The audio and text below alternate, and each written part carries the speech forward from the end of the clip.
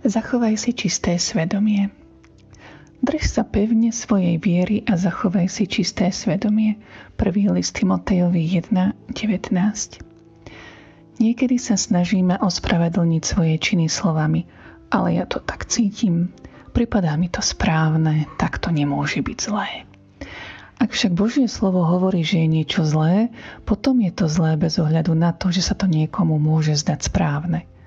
Ľudia ti často povedia, počúvaj na hlas svojho svedomia. Ale to je pravda len z polovice. Treba k tomu dodať aj druhú časť, za predpokladu, že je zakorenené v Božom slove a riadi sa jeho jasnými princípmi. Ako vykúpené Božie dieťa si povolaný žiť podľa jeho prikázaní a nie podľa impulzov, pocitov či verejnej mienky. Ak sa necháš viesť týmito vecami, môže ťa vietor pokušenia vychýliť z kurzu a ty stroskotáš. Pavol napísal, predkladám ti tento príkaz, syn môj, Timotej, v súlade s predchádzajúcimi proroctvami o tebe, aby si pomocou nich bojoval dobrý boj, aby si mal vieru a dobré svedomie, ktoré niektorí zavrhli a tak stroskotali vo viere. Medzi nimi je Hymeneus a Alexander, ktorých som odovzdal satanovi, aby sa odnaučili rúhať.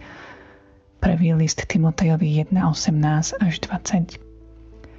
O Hymeneovi a Alexandrovi toho veľa nevieme, ale to, čo vieme, je desivé i poučné zároveň. Nedokázali si vypestovať čisté svedomie ukotvené v Božom slove, ani si ho zachovať. V dôsledku toho nemohli podľa neho žiť a nakoniec duchovne stroskotali. Aký silný obraz.